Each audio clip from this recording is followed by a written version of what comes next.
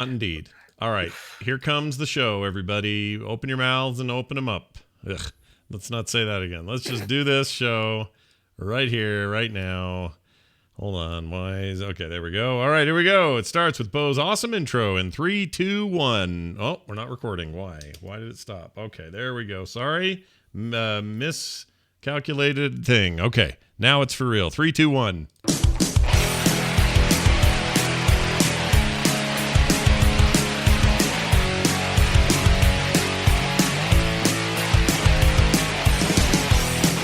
Hello, everybody. Welcome back to Core. This is Core episode. I don't know. What episode is this? You guys 201? know? 201? Is that right? 201. 200 and no, Wait. 10. 210. 210. Sorry. You had the right numbers, wrong order. Yeah. It's all right. It's my life story. Happens to everybody. Hey, we're back. Welcome back. I'm Scott. There's Bo and John with me, and we're going to do a show. We're going to talk about games, a couple of things in the news, some personal experiences we've had this week with our hobby of video games. And so much more. But I got some breaking news here we got to take care of real quick. John Jagger got a new monitor about 2 weeks ago or a week ago. And he last week was saying, I don't know about this. It's kind of just so different. I don't know if I want my big widescreen back. What do I want to do? You've made a decision. Can you just catch us up and tell us why you did what you did? Yeah, it turns out I've been to the future. Okay, what did the Scott, future I've have to seen say? it. Yeah. I stepped out into the world, a strange world, unknown to me, and the future is ultra wide. Oh. Because even with a better refresh rate, and even with all the bells and whistles, and even with it was a 4K monitor, even with all this, How many Ks? 4K. 4K. Wow. we gathered 4Ks together, which is one more than the problematic amount. That's a lot that's more Ks than what you have now. You have what now, 1.2K or something? What do you have now? I don't know how it works when you get into ultra wide. That's the problem. I don't understand how it works anymore. Well, it is 3,800 maximum or 30 something, right? 3,000 something width. Yeah, I don't remember how long it is, but it's the same height as like a 1080p. Right. Like, so it's still 1080 on the one end, but then it's wide on the other one. Let me see. Ultra. What does a 4K mean? Is that just the number of pixels? Yeah. Let me see, actually, because I think there's actually wider than what I have. Mine's 2560 by 1080. Oh, okay. So 1080 tall. Yeah. When, by the way, 1080p is normally 1080 wide. So, is it? Yes. So it's just moved. It's 1920 by 1080. Oh, no, I'm sorry. 1080 is the same height. I take that back. Yeah. 1920 wide. So really it's the width that you're gaining. And it's total aspect ratio of 21 by 9. So the 9 part is still that's your 1080 at a maximum resolution. Although I think some can go higher. Like I'm running an ultra wide on here for my production stuff, but I don't actually know what the resolution is. Let me look real quick here. Yeah, so that's the thing, is there were a lot of bells and whistles on this thing, but at the end of the day, I immediately missed the ultra wide. As soon as it was gone, everything just felt wrong to me. Every game I played felt wrong. They looked great, and the refresh rate was really great and pretty, but I just was constantly feeling uncomfortable and claustrophobic. So I went back to the ultra wide. Okay. I don't think I can go back. You're there for good now. Okay, well I have good news for you, because your next upgrade might be a resolution upgrade. This one I'm running right now, this LG monitor, does 3440 by 1440. So it's not so that's normally 1440 by whatever it is like a 2.5K or whatever. 1440 is a pretty good, higher resolution or whatever. You can go to that, and then you'll be happy as a pig and poo, and you got your widescreen. I don't think there's any problem with this. Obviously, people are buying widescreens, so why not you? And the other thing, it turns out that this monitor has FreeSync on it, which I assumed I couldn't use because I have an NVIDIA card. And, there's that split of AMD FreeSync and NVIDIA G-Sync. Right. Turns out that that's not 100% true. You can enable it on an NVIDIA card, and you can benefit from it on an NVIDIA card. It's not universally true, It turned out to be true in this case, and I hadn't had it turned on, and I turned it on, and it's even better. So I do still kind of feel like I got a new monitor. This is true. So I forgot when this happened, but NVIDIA, at some point, NVIDIA decided to support FreeSync 2 point whatever it is, which is the sort of the free, not freebie, the open source thing that AMD supports. Whereas G-Sync is 100% GeForce. That's it. It's NVIDIA technology, and you'd have to license it to use it. And I don't even think they do it licenses. So the fact that you can use FreeSync with GeForce cards is awesome. And save the money. I think you did the right thing, dude. What do you think, Bo? I feel good about it. I don't know.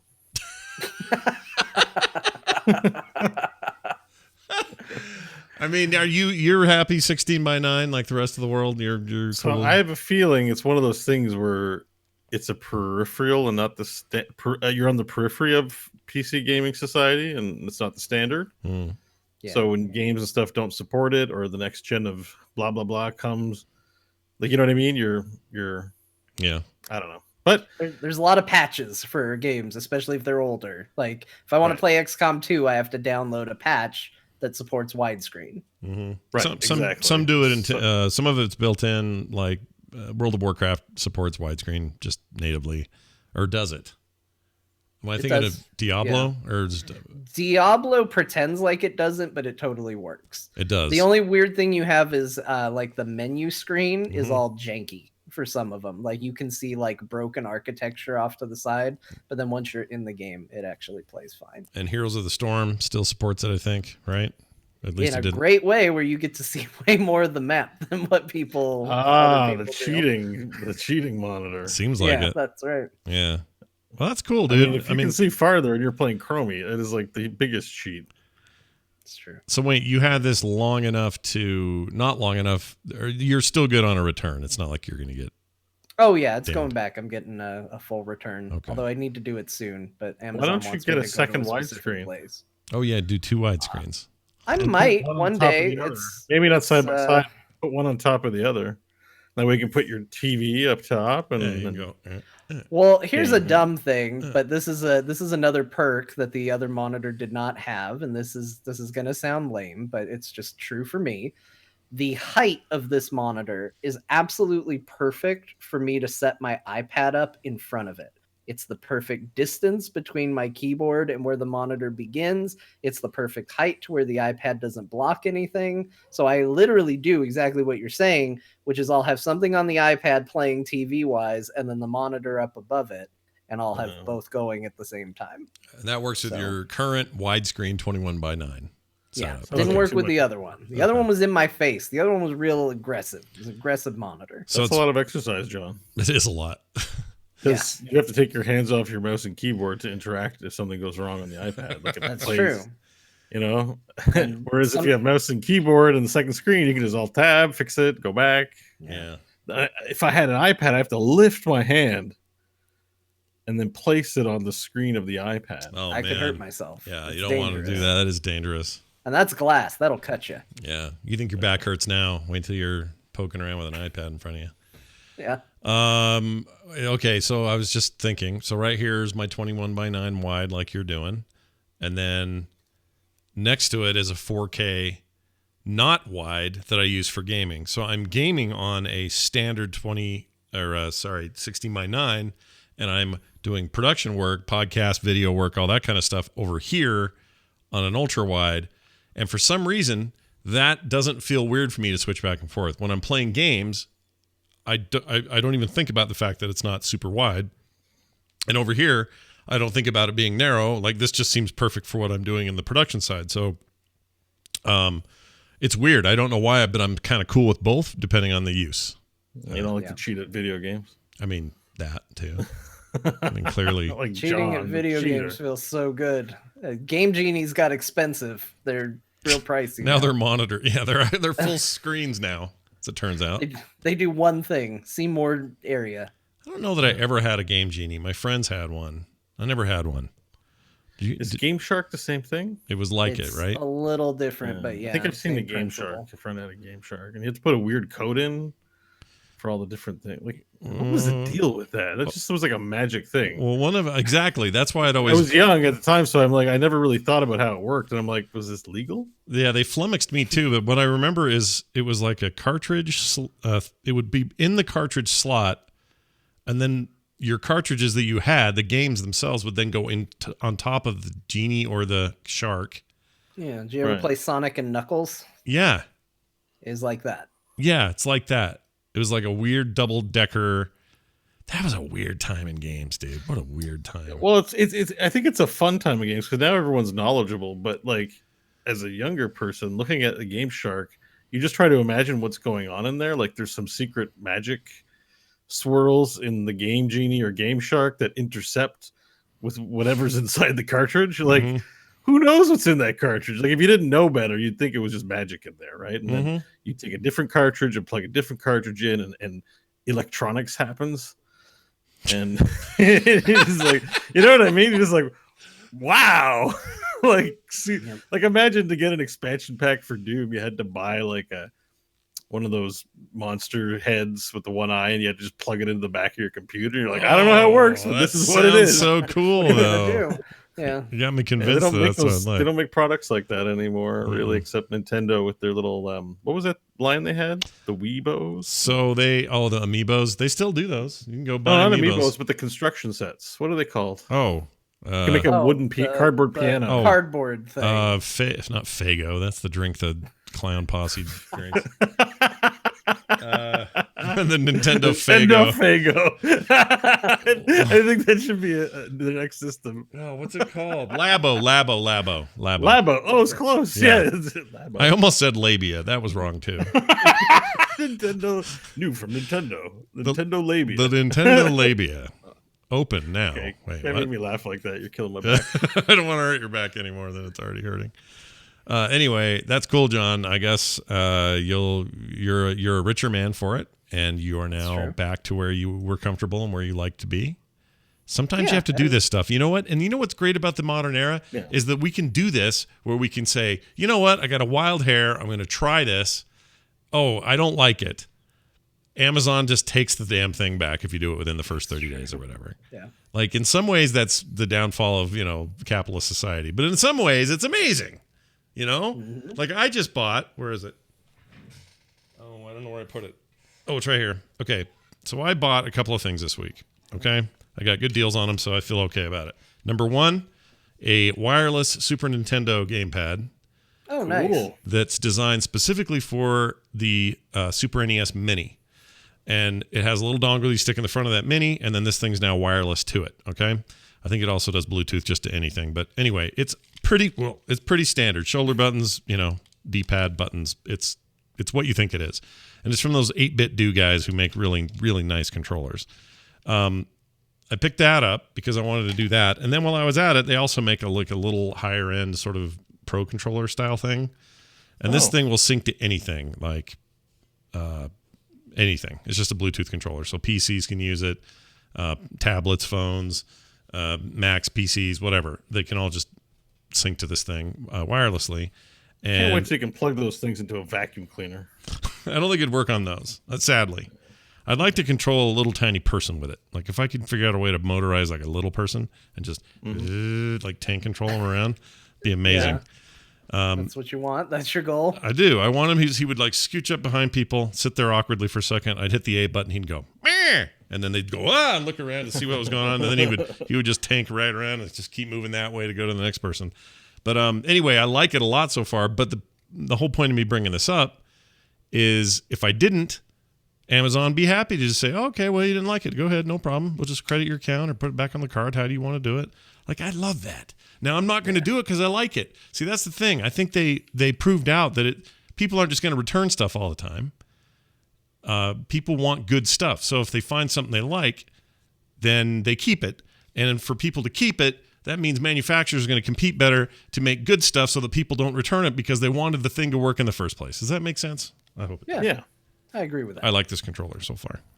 Good review so far. All right. Let me put that back. Well, it looks pretty slick. Yeah, it's nice. I have a thing with controllers. Use it to play some Super Mario RPG on a stream. Well, yes, I actually could. Either one of these would work, but my biggest problem is my Xbox One controller fell real hard on the cement, and I think I broke it. Oh no! Fell hard on the cement. Yeah, this my office is like a hard floor in here. It's like cement with a thin linoleum thing on it, and I dropped it, and it just shattered, and I put it back together like the shell part that came off, but it's not working right. So I'll run left with a dude. What game were you playing when it violently hit the floor? That's the sad part. Is no game. I just yanked it off the table by accident. Well, I wasn't paying attention, so it got ruined. And so I was like, well, I need another one, and I don't want to spend another $70 for a new one. So I thought, you know what? I'll try this. People have been raving about it. See if it's any good. Sure enough, it's just fine. Plays all my games that I need. You know how you turn that frown upside down? How do you do that? Even though you just said you don't spend $70, and now I'm going to suggest more. They have the new Pro Edition, the Pro 2 for the Xbox 360 controller. How much is that? Pretty nice, Scott. Yeah, how much? Tell me how much. I don't know off the top. I'm a controller fiend. I love these things, so don't tell me this. I used the Pro 1. I bought one a long time ago when they first came out, I guess. And I love it. It's really, really good. Oh, it has a satellite dish on it.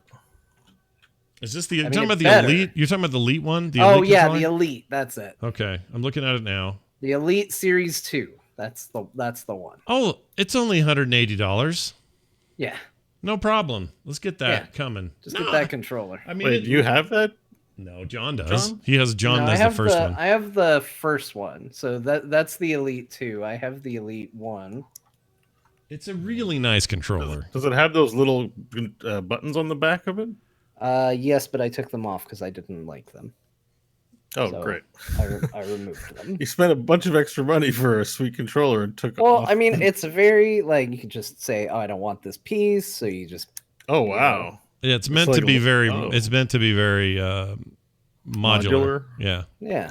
It's got an actually good D-pad, and it's got good grips, although that's why I want a new one, is because it's coming apart right there. But, yeah, I like my Elite a lot. I've gotten a lot of good use out of this controller. Let me ask you a question. The D-pad on this 2 looks like a satellite dish, like Bo was saying. It's replaceable. So that was one of the features of the new Elite 2, is that you can actually pick different adapters to go into that spot. So you can use the satellite dish. I'm looking at the picture. It looks like you can put a little nubbin on it, or you can do the cross, typical one from like a Nintendo. Yeah. Yeah, it looks like you get a bunch of pieces with it, I see. Yeah. Oh, man, this looks nice. Don't show me these things. Wow. I kind of want one. John continues the tradition of getting Scott to spend money on things he doesn't need. We're back. I can't do it. Oh, yeah, look, it comes with the extra bits. I got to say, that's a sweet-looking controller. Oh, yeah. Yeah, it might be the best It's even got different elongation for the thumbsticks if you want your thumbstick to stick out a different level or have a different texture to it.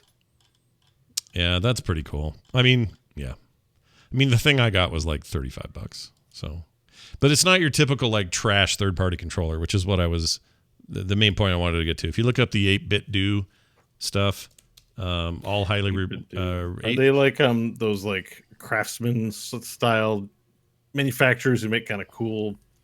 Yeah, I mean they have different kinds. Like some of them are really meticulously made to be as truthful to like, so say for example you want a really good Genesis 6-button controller replica. Theirs is really solid. Yeah, it's very nice. They have it here. Okay, so they're I guess that's the way to call it, replica controllers. Kind of, yeah. And then there's some that are just straight up them going, hey, what if the Super NES controller had 2 analog sticks plus all the stuff it normally had plus 4 sets of shoulder buttons? Like they go pretty nuts on this stuff, and they make everything. The old Square NES one. Oh yeah, the one that makes your hands sore. Yeah, totally they do. It's cool. They even have little phone holders for them. They have a mouse, a Nintendo mouse, like a NES mouse. Do you see that thing? Yeah. It's got the 2 plus buttons or the whatever you call it for the buttons. It's pretty. Okay, it's pretty cool. Are pretty cool. It is. It is cool. Into this. They're great. I want that Genesis one for the Mini, but I can't justify it right now. It's only another $24, but it's still, come on. What am I crazy? Or what I said? You gonna bury me in controllers? Is that how this is gonna go? Probably. And at this at the headstone, you can put my Elite 2 that I'm just about ready to. I got to close this window. It's good, Scott. Oh man, I can't do it. Metal connections on there. Anyone know anyone at extra buttons Microsoft on the back? They need some. They need a crappy podcast host to help review the Elite 2. Let me know, and I'll take it off your hands. Me too. Yeah. Send 2. Well, maybe 3. Hey, did you guys hear the news? Hold on. So I guess this is confirmed. Anthem's getting reworked. That's happening now? Okay. That's happening. Yeah. What do we know about it? Like, what's the Skrilla on that? That's kind of it. BioWare came out and said, "Hey, we've tried to really support this game, and here's the thing, and we're so happy for the people who had fun, you know, the usual." And then they said, "But we understand that, you know, there's more work that needs to be done." And they talked about how you sometimes need to evaluate and sometimes you can patch things or update. And then they said, when we really got down to what we want to do for Anthem, we realized we needed something far more extensive than that. Like a whole new video game, kind of. That's kind of where they're landing. I mean, they basically said that they're going to be going back and reevaluating all aspects of the game while still maintaining the fun of the flying and the shooting and the abilities. Which I would argue were the only good parts that I really enjoyed. I was like, hey, that flying feels good. The shooting feels pretty good. And having abilities is all right. Yeah, those weren't things that people complained about. It was repetition and bugs, obviously, but load times and just like feeling like the game had no direction and like all of that stuff. People, you know, ripping through content and realizing, oh, we're done. And then they were like, well, no, now you can go do missions that say kill 300 of these to advance, like real lazy gameplay stuff.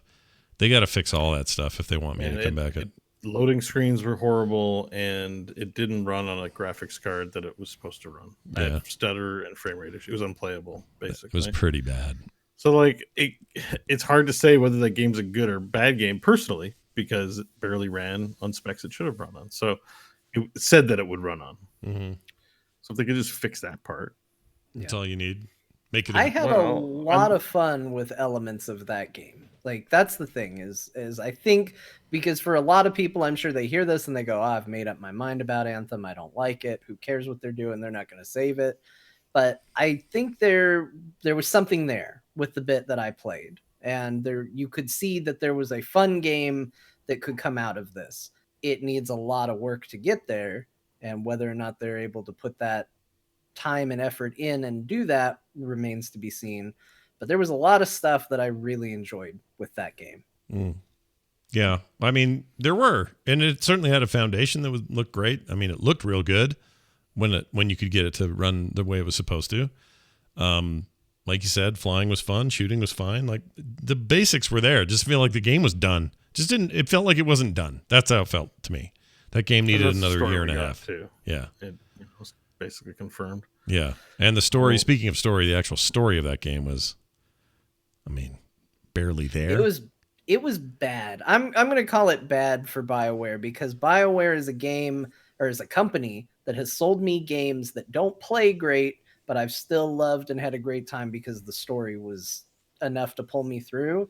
I skipped cutscenes in Anthem, which sounds unheard of for a BioWare experience to go, you know what? Turns out I don't care enough about this to listen to you all talk. And X'd right through it or, you know, went and grabbed a drink while they were going to do their talking business. Yeah. I just didn't care. And so that needs some work. Yeah. I have a question with your widescreen monitor. When you watch cutscenes, do developers put weird, like, background actors like in the black spaces that I don't get to see? There's like weird things. Yeah, that's a great question. Actually, how does that look? So usually, if it's a pre-rendered cutscene, I usually get black sidebars, and it adjusts the resolution to be normal resolution, which is not fun. However, if it's in game and it's rendering in the game universe, sometimes you will get to see what's going on around, and I haven't seen anything crazy yet. That Like some homeless guy chasing a squirrel because he's hungry. Just something dumb in the background. Okay. Odds are it would probably be there in the world if it was showing up in the cutscene. Okay. But I do think they should do that. Thanks for satisfying my curiosity. I was also curious about that. Yeah. Because if there were Easter eggs, if there was like just hilarious stuff on the sides, I would buy a widescreen monitor immediately. Yeah, Like you a love Doom that. cutscene and it's all serious and then there's two people making out like near a wart. Oh my gosh, we're so close to that game coming out, by the way. Isn't Doom like Eternals? March like, 20th. yeah, it's like less than a month, or no, about a month and a couple days. A month. Pretty excited about it. Pretty excited. I've been playing Doom 1. Oh, I forgot to put that down. Yeah. Oh, you've been yeah, playing I played Doom that again? too. I haven't. Yeah, I played it I again. thought of installing it. How? I mean, I assume it all holds up and it's I great. mean, I just played through it, but I'm just playing through it again because it's fun. Yeah. Except I hate the third level. What's wrong with the third level? What's The the Foundry. third one? It's the third level's when the Hell Knights first appear. Oh, yeah, I didn't like and it's that the one. only part of the game that has jump scares because they literally climb out of nowhere in your Yeah, face. yeah. And I know they're coming. I know where they all are. They still Mhm. scare me. Oh, but Oh yeah, you're not a jump scare guy, are you? yeah, No. you don't like jump scares. That's why you should I watch mean, Midsummer. It's not yeah, I don't jumpy. enjoy them. You should watch Midsummer. It's not jumpy. It's just weird and scary, creepy, and like I've heard good things about it. ugh. How gory is it? Hardly at all. There's toward the end. There's a couple of violent deaths, but not in a horror movie kind of way. Pretty mild. It's all about the themes and the situation and just the people and it's just the most. It just gets into your head. The other movie he did, Hereditary, is more gory and that's mostly at the end also. But even then, it's not that gory. I'm just always looking for movies I can watch with my girlfriend. She doesn't like gore. She doesn't like violence. She doesn't like jump scares. So Oh, Man, jeez. you're really narrowing it down. I mean, yeah, it cuts a lot out. I would argue that one of the strengths of that Ari, whatever his name is, I forget his last name, the guy that made those two movies, the strength of his movies are that they don't rely on jump scares. In fact, there really are none that I can even remember. There just aren't any. And it's just about buildup and discordance and this feeling of dread. And it's just, I don't even know how to describe it. It's the kind of horror movie that makes all other horror movies seem stupid and dumb and too easy. I don't know. The Thing's pretty good. But the Thing does some of this stuff I'm talking about. Oh, it's the same? Okay. In a lot of ways, yeah. I mean, there's some, the Thing is a lot like Alien, right? So there's a lot of sort of those tropes are there about when are you going to see the creature. Isolation, Yeah, really gross alien. exactly. That's So there's very Slow strange. build, yeah. yeah, slow build stuff, and it's definitely got that. But these movies are more about just getting into your head and making you feel like, oh, this is really the worst. This is the worst. It's the only way I can describe it. You just have to. You need to see one of those so that we can have a discussion about it. Because I Talking about, love like, those Hostel movies. or just Hereditary or Midsummer. Hereditary or Midsummer. Hostel is slow cooked turd. That's a bad movie. I hate Hostel. Okay. Do you Is like it the same guy? You just said the first name. I don't know if No. Ari, different guy. Ari, he's only done like 2 of these. Hostel was okay. what's his face, the same guy that did Cabin Fever. Yes. Joss Whedon? No. No, that's Cabin in the Woods. Oh, yeah. Cabin in the Woods is awesome. I love that movie. Sorry. No, it's Eli Roth. Eli that's Roth. it. Yeah. Oh, Eli. When you said Ari, I thought of Eli. I couldn't think of the last name. I was thinking of that guy. Okay. He's the Jew bear in And Inglourious The Bastards. Glorious Bastards. Yeah, that's that guy. He's a decent. He has decent ideas. His execution is rough. Okay, so we're talking with someone completely different whose movies I've never seen. Yes. Hereditary, Midsummer. I need to watch them. You need to watch them, and I would do it in that order if it were me. I would watch Hereditary first, then Midsummer. You don't really need to, but that's what I would do. Okay, right. sorry. It's not like they're connected. There's No. not a cinematic universe or anything. No, although I mean he's definitely pulling some of the same strings, but it's definitely a different thing. Hey, when you watch movies, are there Easter eggs in the widescreen, or does it just stretch it for you? Well, it depends if you get like a 70 millimeter, right? Those are about that wide. Yeah, it depends on how the movie is filmed. It either just doesn't have any bars at all for movies that would be widescreen otherwise, or it still has bars, or sometimes it squishes. But yeah, it's just going to vary from thing to thing. Sure. Okay. That makes sense. Anyway, good luck with Anthem is all we're saying. That's really the bottom line. We hope you can work it out. We'll try it again. A lot of us own it and are ready to. I'm on board. I'll sign up for Origin. You don't have to buy it. You can just. Well, I have it because somebody was nice enough to donate it, but I feel bad because I can't play it until it's good. You know what I mean? Like, here's a free copy of a game that's terrible. Hope you can play it one day. That's kind of how that one feels. But anyway, I hope they can work it out. Maybe they will. They very well might. So here's a weird thing that happened today. Blizzard Entertainment, you may have heard of them. And Activision. And Activision, maybe more Activision than Blizzard. Anyway, they pulled their games from the GeForce Now service that just started a week ago. But for a week, it was there. And they were also there during a 2-year beta, or at least the last 2 years of the beta. You could play all your Blizzard games. Basically, it works like this. Now, I have signed up for this so that I could have some knowledge about it. It's only $4.99, plus you get 90 days for free. It's stupid cheap. So I signed up for it. And it's cloud gaming, kind of Stadia style in terms of the delivery of it, like high quality stream of gaming, low latency, play the game, everything looks cool, so on and so forth. And it delivers in that department. It looks great on wherever I've played it. I played it on my Mac today, a Mac notebook that's super old and shouldn't be able to run Jack. And it ran like it was some hot gaming PC. It was weird. But anyway, you want to have good bandwidth for it. At the settings I'm doing it at, it says I'm going to use 10 gigabyte an hour, which seems like a lot of data. Whoa. Yeah, it's a lot. I have no cap right now because I'm paying not to have a cap, but I know not everybody can do that. But anyway, it looked really good. Seems neat. And again, it's kind of in that vein. The one thing that sets them apart, though, at least apart from Stadia, potentially xCloud, and other services, is this isn't about being a store and a storefront with games you buy so you can play it on their cloud streaming service.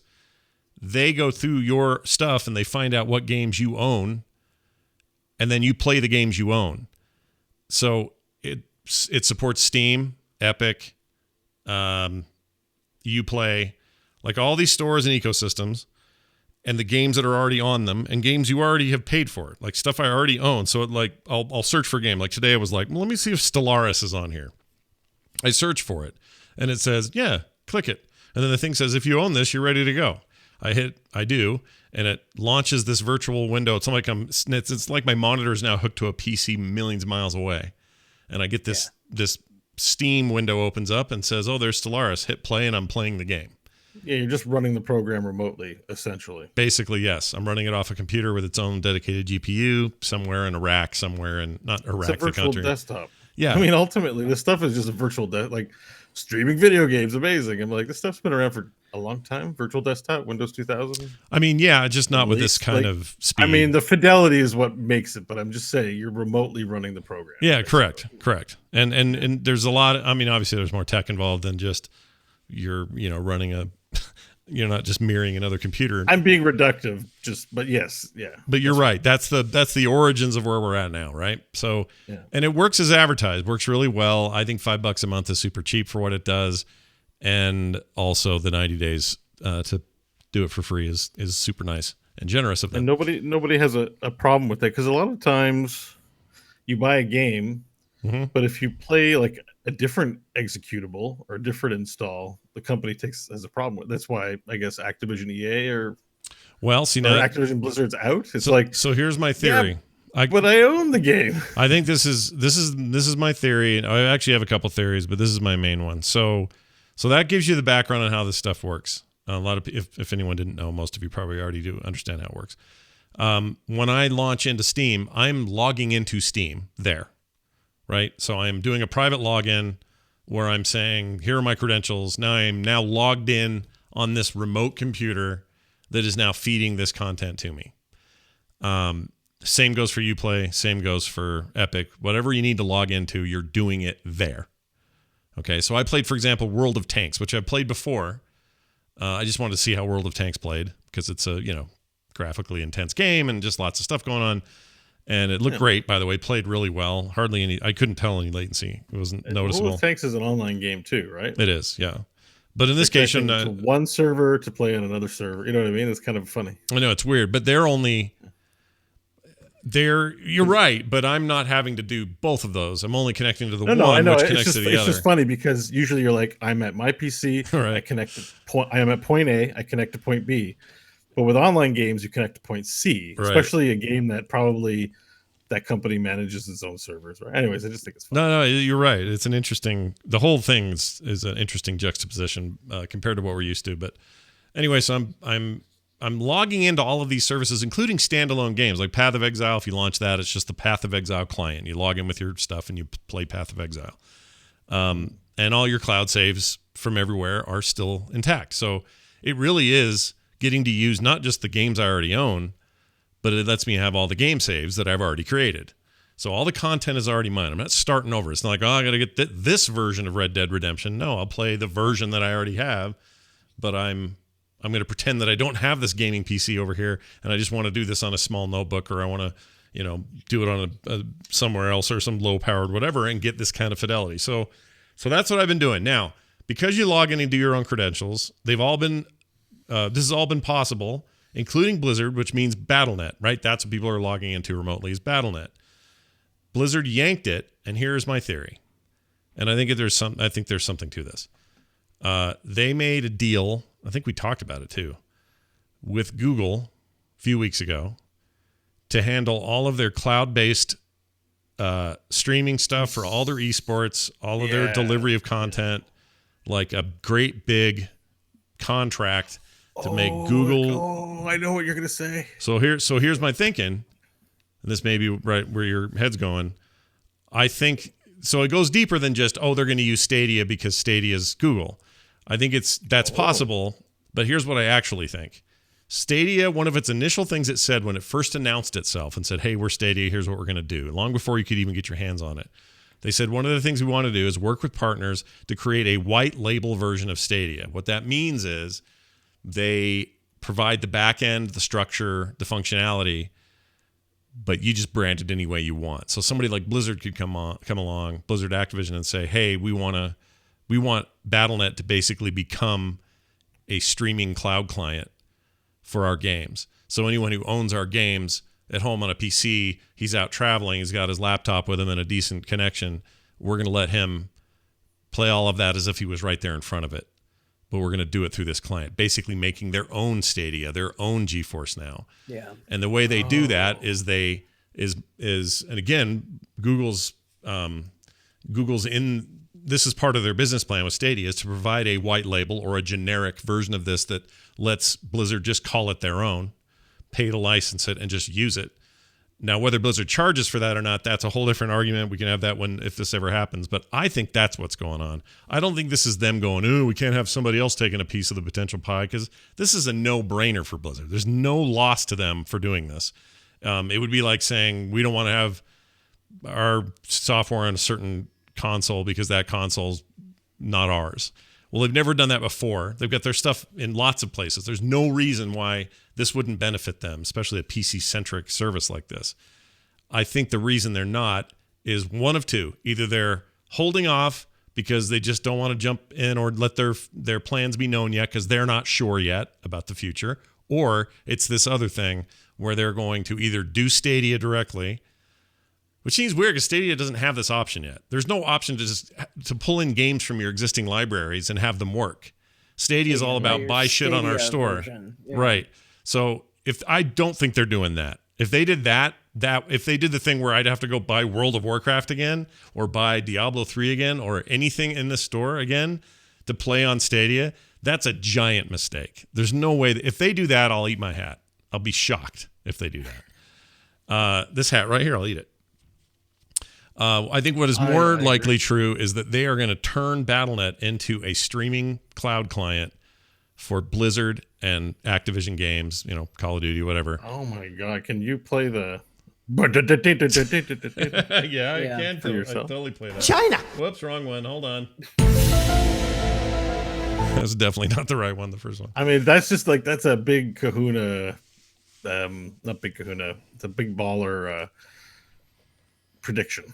I think it's right. I mean, I don't think it's wrong. I think I'm just like, I always have doubts going up against Scott's weird predictions because Scott has a history of saying weird ass things. Yeah, Like that what? everyone goes, nah, and then he ends up being right. You know And how I much don't shit want you know how much that's shit I true. took when I said that back in 2015. I said Mad Max Fury Road was going to get nominated for Best Picture and Best Director. Yeah. No one that was believed one me. of them.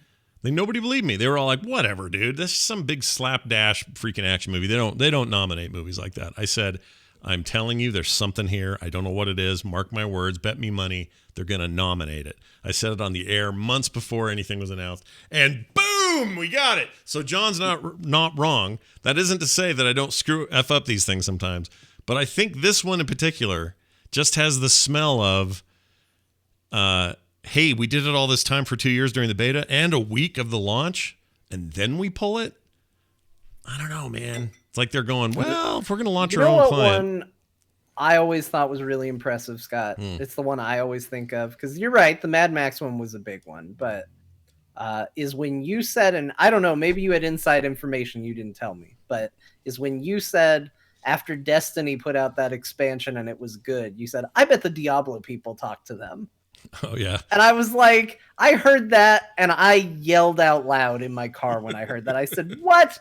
You're just saying that because you like Diablo. What are you talking about? The Diablo people helped the Destiny people. Yeah. Bungie is a company capable of making its own decisions without having to talk to the Diablo devs. And then sure enough, they revealed that that's exactly what happened. Yeah. I was like, how did he predict this? They spent, like, Josh Mascara was, like, going over there every week, and they were talking about how to rework a whole bunch of, like, the RPG systems in that game. And I was a little shocked. I was like, oh shit, okay. I guess I got that one right. But yeah, like in this case, I would actually be very happy with this. So this is the other thing I wanted to say is everyone right now is just mad at Blizzard today for this. But they're just mad at Blizzard all the time. Bo was right last week about it being a cottage industry to hate on Blizzard. This is another excuse to do that.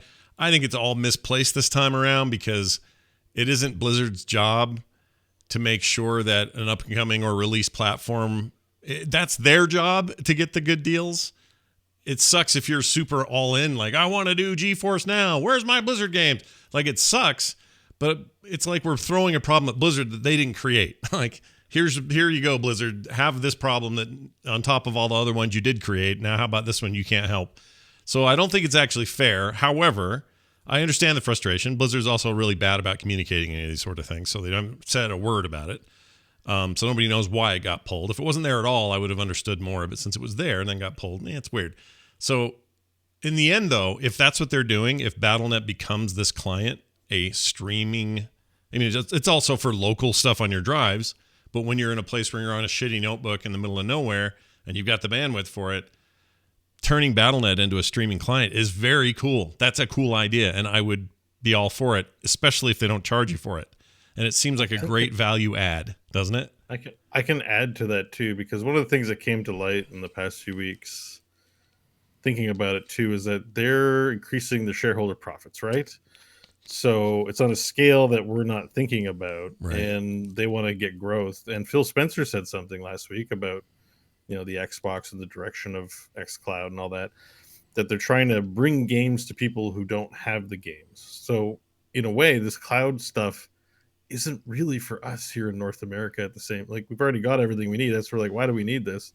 It's because the world is their market, and there are way more people that would benefit from that, like this style of delivery for games than, buying PC. Like, we are in a first world country.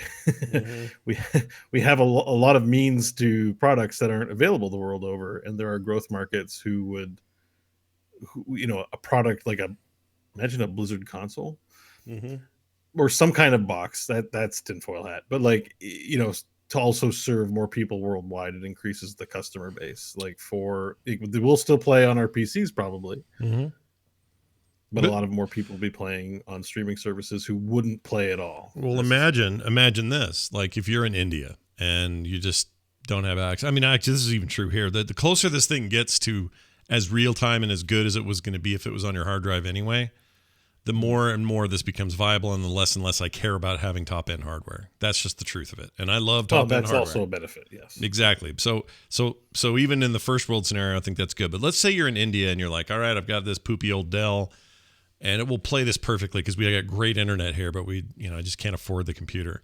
So imagine that the BattleNet client, which is a light client in theory that's just on any computer and runs on very low-end hardware, gives you the option when you go to purchase that copy of Diablo. You're like, or we'll use that as the example. Well, let's say Overwatch. I want to play Overwatch. It's a twitchy game, lots of latency issues. And you'd go to it and you'd say, I'm buying that game as if I was going to install it right now. But one of the options when it asks me what I'm going to do is, it looks like this is an older computer. Do you want to stream this game? Or do you want to whatever? It doesn't matter because your credentials are the same. So no matter where you play it, installed or not, all your stuff is synced. So it doesn't matter where you are when you do it. That's amazing. Like saying, okay, here's my $40. Now I'm going to go play Overwatch. You're just playing Overwatch and you don't care that you're on a shitty old computer because so what? It's just fine the way it's playing, and you're running off, localized servers, and you're running, as fast as can be possible, and that's only going to get better. The software and the underpinnings and the engineering is only going to get better and tighter. Yeah, and then your Joey pants. Right. Then your Joey Looks like pants. Steak smells like steak, and so I'm gonna eat steak.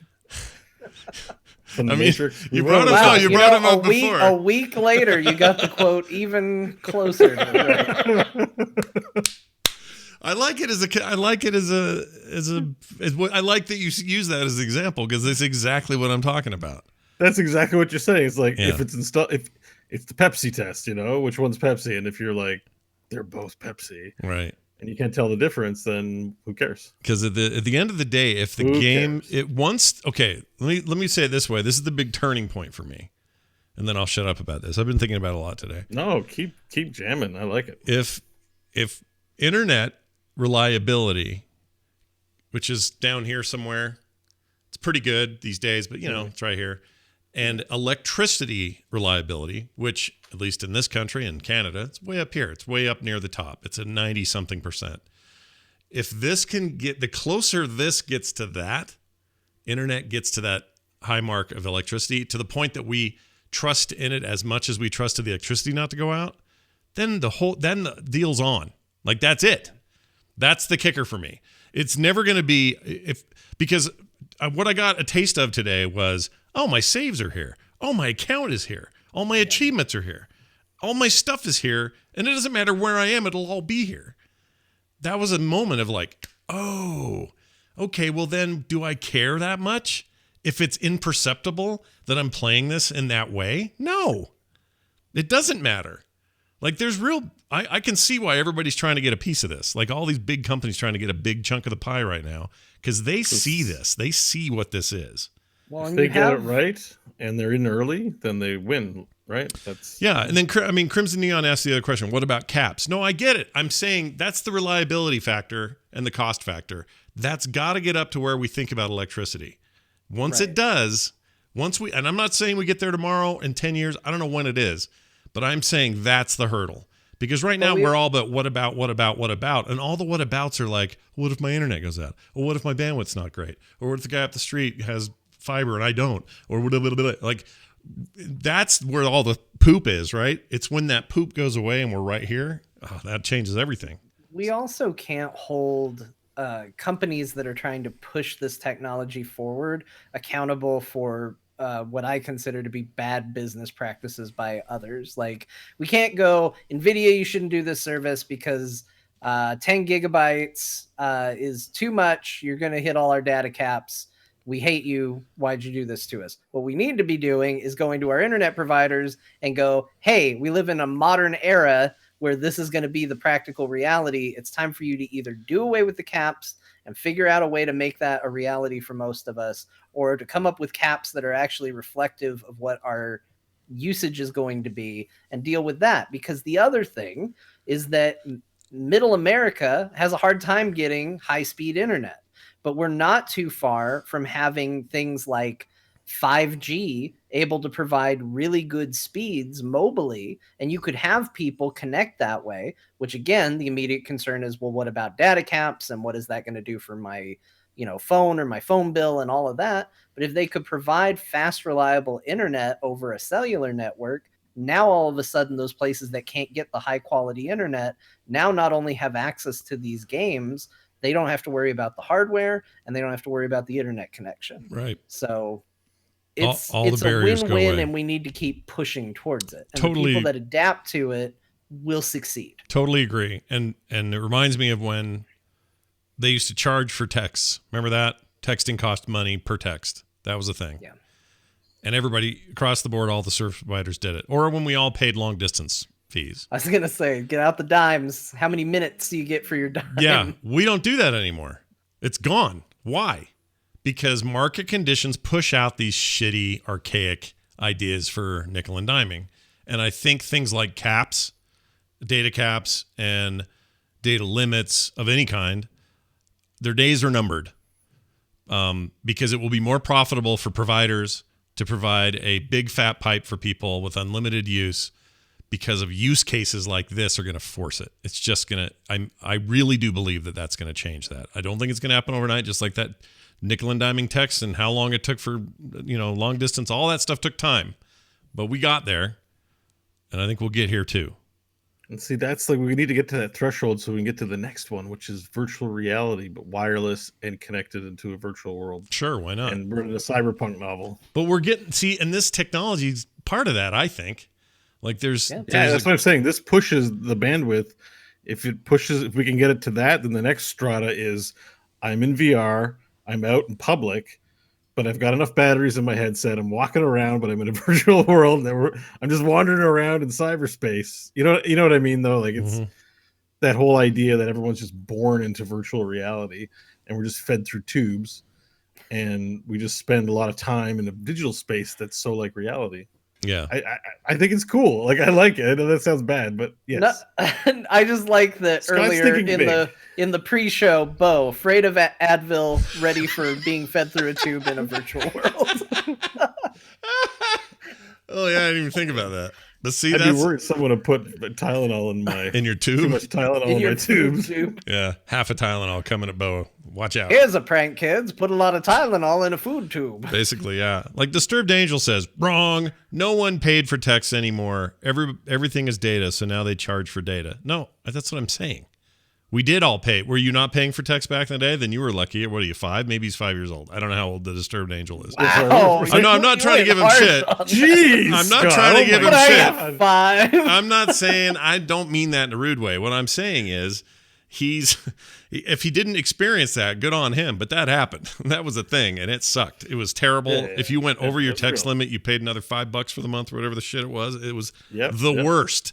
And so, now they charge for data, and sometimes they cap that data. The truth is, it's all about how you look at that data. There is no big, giant bucket. Like gasoline, there is a bottom to that barrel. Eventually, we run out of fossil fuels. Eventually, we run out of those kinds of things. Internet is not a thing you run out of. The actual data and the transference of data is not a thing that's filling something and that needs to be moved over here, and that, we're almost out of it. You better pay us extra because you're almost out of that material that doesn't actually exist. Like, we got to get away from that mindset. And it's not us that has that mindset. It's the freaking providers who are ripping us off who have that mindset. Yeah, because they haven't figured out the next way that they're going to rip us off. In fact, they were pretty slow to do it on data, which is why so many plans, when you got cell phones back in the day, were like, unlimited data, unlimited data. Hey, we're offering unlimited data. And then you saw a couple years into that where they went, oh, phones are going to be used for things?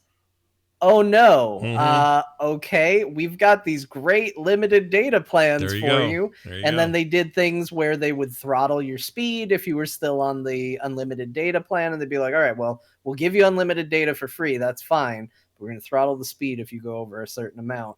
And that's how we're going to try and get you on these more predatory plans that we can charge you for. And they haven't figured out a new way to charge us. So data it is. I'm surprised it's stuck around this long. Well, even then it's changing. So when I was on AT&T at first, it was an unlimited data plan for my phone. This is, I don't know what, 7 years ago, 8 years, whatever it's been, 10 years.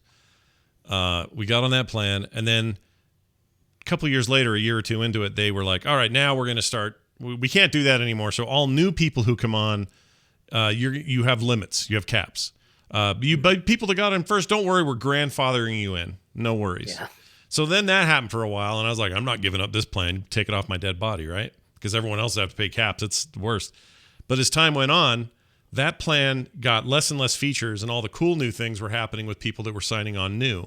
Eventually, though, they were forced, because of competition, to have no caps on certain plans again. So when I saw that happen, I got out of the grandpa plan, got into the new one, and now I have a way cheaper plan. I have a family plan that even saves me more money, and I don't have data caps. So eventually they got around to it. And I thought we were never going to have a capless option with AT&T. But yet here we are. So I just think it takes time, and you got to deal with companies' business models and all that BS. But we're getting there, and gaming has always been the tip of the spear, man. It's always been this great blunt force object that has forced the rest of tech to move around. And a lot of people think, like what pushes computer hardware? A lot of things, but gaming mostly, because it's mainstream, because it's tons of people. You could say, well, what about the really smart ones that can play chess with each other and blow each other's minds? No, that's cool and all. Buying that, though. You're not buying that. Money. And even if you did, or even if you didn't, it's still gaming that pushes these things along. It's still, for years when we were testing high-end computers for business applications, we were benchmark testing it with Quake. Yes. Because Quake was the real deal. It was like, oh, okay, well, look how many polygons it can push. Therefore, you have the best computer in 1998 or whatever it was. So I love it. I love that. I love that gaming pushes this stuff into place, and I think that's going to happen with data caps and with all the predatory practices and with all the all the stupid loopholes we live with now. That starts to change because gaming changes, and it has to change with it, or else there's billions of dollars at stake. And I think that's what we'll see here. But it takes time. So give it a couple of years. I don't know how long. But my little taste of GeForce Now was very positive, first of all. And as a PC-centric gamer, the idea that all my PC stuff is just intact, and this wasn't a new... Just turn on your box. Exactly. And it wasn't a new store and a new ecosystem and a new, I got to buy my favorite games twice. Like, none of that. It's just... What about even not buying a box? Like, what if you have a TV with the streaming bits installed? Like, TVs have little computers in them now. Sure. I'm sure you can buy like some kind of a smart gaming TV where it's just the monitor. Yeah, but if it just had enough power to run whatever minimal you need to run, and it's pretty minimal. The old notebook I was using is a piece of shite from 8 years ago.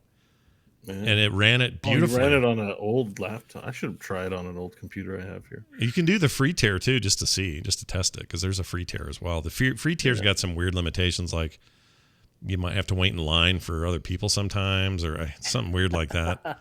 I couldn't quite understand it, but I was like, I'm just going to do the 90 days. That only gives me 50% of my save game. But what's funny is you don't get to pick. I went back to 2015, 2016, and found an early article on what Now was going to be. Because John, if you remember, that stuff was popping when we were first doing XP on the weekends. They were starting to push it and stuff, and nobody was sure it was going to go. But at the time, the way that they were going to price model a lot of this stuff, it was going to cost you kind of by the minute or the hour, and you were going to pay like $25 an hour to play stuff. Like, that all changed. It's all changed. And why? Because so many other parts of gaming have shoved stuff around to the point that they went, we better just do this for $5 a month, or else no one's going to pay us for an hour of computer time. This isn't an internet cafe in Taiwan. It's not going to happen. No offense, Taiwan, or your internet cafes. I'm sure they're very nice. Anyway, I find that stuff fascinating. Disturbed Angels. Yeah, as do I. I think I'm embracing the streaming future now. I will not be vitriolic about streaming anymore. I'm fully sold by Scott's influential arguments and predictions. I've gone full evangelical. Not Christian, but you know what I mean. Like, right. A stream evangelical. Stream evangelical. That's pretty good. Stream. It's a little hard to say. Stream evangelical. Stream. You can't put the M in it, then it screws it up. Yeah, really ups it up. Evangelical. Really I don't like that M in there. It's no good. Finally, so anyway, we'll see if my Blizzard thing holds true. Jeff Keighley is skipping E3 this year for the first time in 25 years. Yeah. Is that true? Yeah. How many years? 25? 25 years Jeff Keighley's been doing. I saw that headline, and I thought, Who cares? But now that you say he's doing it for 25 years, I was like, oh. Well, and that was my reaction too. So I saw this news story on Kotaku and I was like, who cares? Like, okay, Jeff Keighley doesn't want to go to E3. Leave him alone. He can live his own life. He can do what he wants. Jeff Keighley seems all right. He can make his own decisions. He's an adult, dang it. But turns out there's a little bit more to take from it, because it turns out that his quote here from the article was, "I've made the difficult decision to decline to produce E3 Coliseum. For the first time in 25 years, I will not be participating in E3." And then they questioned a little bit more why he wasn't going to be there. And he said, "I think E3 needs to become more digital and global.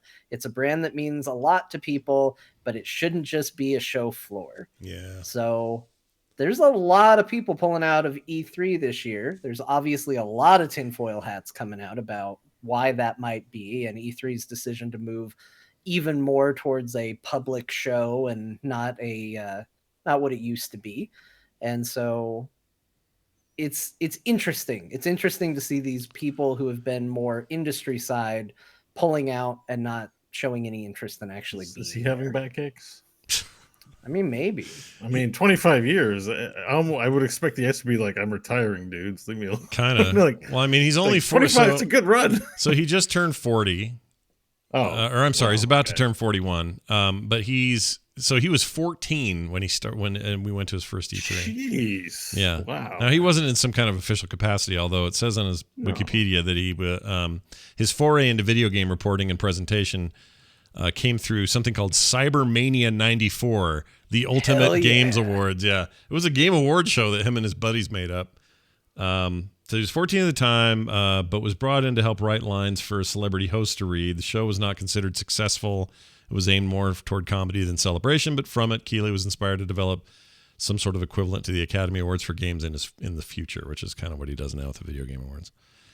Anyway, good on him, I guess. And also, I mean, E3, I like covering it and talking about it and whatever, but I mean, I don't blame him or Sony or Nintendo or anyone else for feeling like perhaps its best days are behind it, and you can directly talk to your core audience in a much more direct way.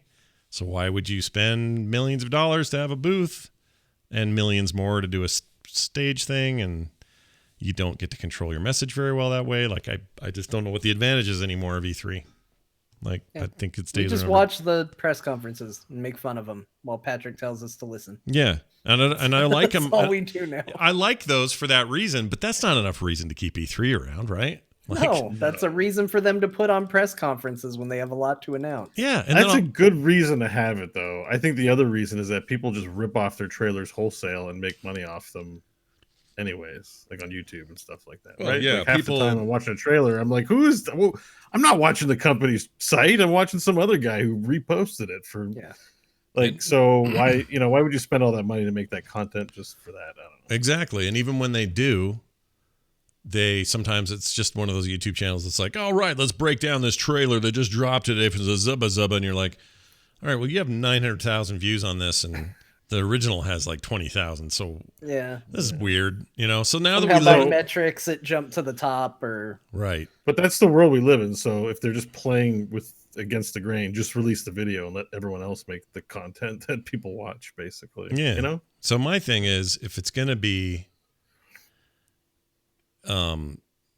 if you're going to have a yearly event like this, like, make it all just everyone doing like directs. Like when Nintendo first bailed, everybody thought, what the frick is Nintendo doing?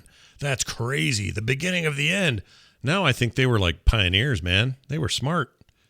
And everyone loves their directs. Everybody tunes into them. It's a huge deal when Nintendo has a direct video thing, whatever they call them, Nintendo Direct. I think direct is the model that the show should go, because the Oscars happened this week, and I didn't watch them because I hate award shows, and I don't like the video game awards, but I like Jeff Keighley and I like what he's trying to do. And so rather than give out awards, you should just do directs and invite companies on to do directs. Mm-hmm.